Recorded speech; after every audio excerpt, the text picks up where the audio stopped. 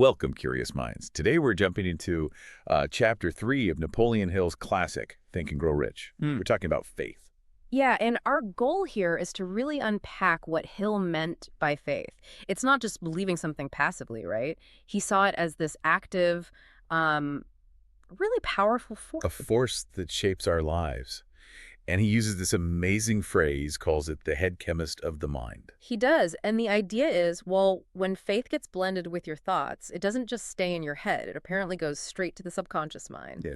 And then it gets transmitted to what Hill calls infinite intelligence, which, isn't some person up there, but more like this universal energy or knowledge pool we can tap into. Okay, I think I follow. But he also brings in other emotions, doesn't he? Like love and, well, sex. Right. He says when faith combines with those really potent positive emotions, love and sex, used in a broader sort of spiritual energy sense, they actually color the thought. Color it. How so? They make it more potent, like adding fuel. It allows that thought, that desire, to communicate directly with that infinite intelligence. It's like the fast track. Wow, okay. That's pretty powerful stuff. Yeah. So the big question then is, how do you actually get this state of mind? How do you develop faith? You can't just flip a switch, right? No, definitely not. Hill says it's induced or built up through something he calls autosuggestion. Autosuggestion. So like affirmations. Sort of, but more intense. It's about repeatedly instructing your subconscious. He even talks about kind of deceiving your subconscious. Deceiving it. Yeah, by acting as if you already have the thing you want. The key point, and this is critical, is that the subconscious mind doesn't filter. It doesn't know good from bad, constructive from destructive. Oh, so it takes whatever you feed it. Exactly. It just takes the impulse and works to turn it into its physical counterpart. Hill gives this pretty intense example of Joseph Grant. What happened? He was a bank official facing disgrace, and he kept thinking and saying, "This will kill me. I can't stand the disgrace."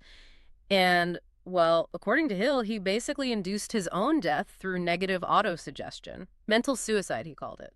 That's chilling. A stark reminder of how powerful our repeated thoughts are, for good or bad. Absolutely. It shows the power, but also the responsibility we have over our own minds. So given that danger, how do we harness this constructively? How do we build positive faith? Well, that's where Hill provides the self-confidence formula. It's a practical 5-step plan for like daily mental conditioning. A formula. Okay, tell me more. It's about actively reprogramming. For instance, point 1 is you literally demand persistent action towards your main goal every day. It's not just hoping, it's commanding yourself. Like giving yourself orders. Kind of. And visualizing the person you want to become, demanding self-confidence, writing down your big goal, your definite chief aim, and committing to fairness and justice and achieving it. It's very deliberate. Okay, so it's a system, not just wishful thinking.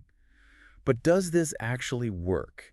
Do we see this kind of faith leading to huge results in the real world? Hill certainly believes so, and he gives examples. Think about Abraham Lincoln.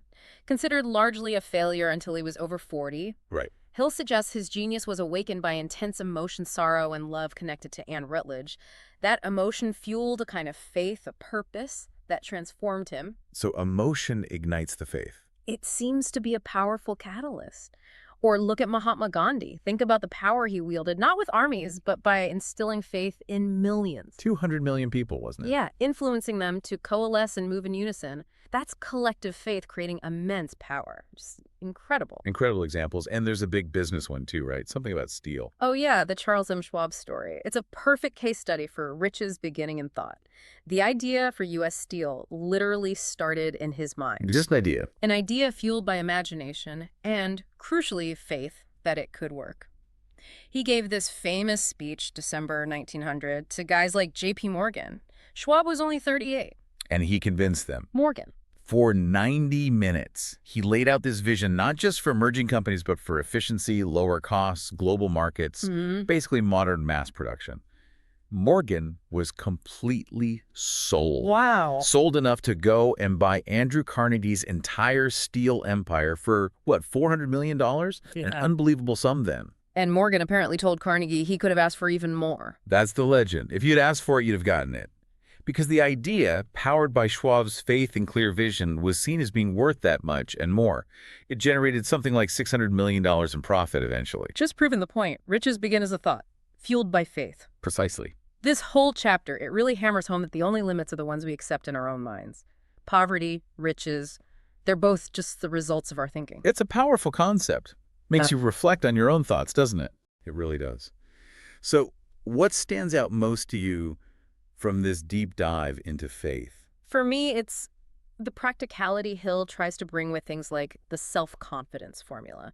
He's saying faith isn't mystical, it's something you actively build. Yeah, that's key. And while watching videos like this one is great for getting the main ideas, Oh, definitely. It helps grasp the concepts.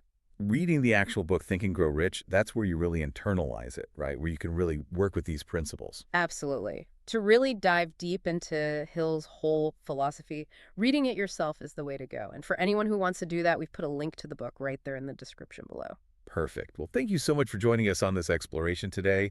If you found this conversation valuable, please do consider subscribing to the channel. And maybe share it with someone who might need to hear this message about faith and limitations. Yeah, hit that like button too. It really helps us out.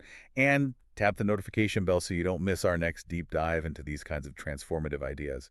Until next time, keep questioning those limits and, keep building that faith inside you. See you on the next deep dive.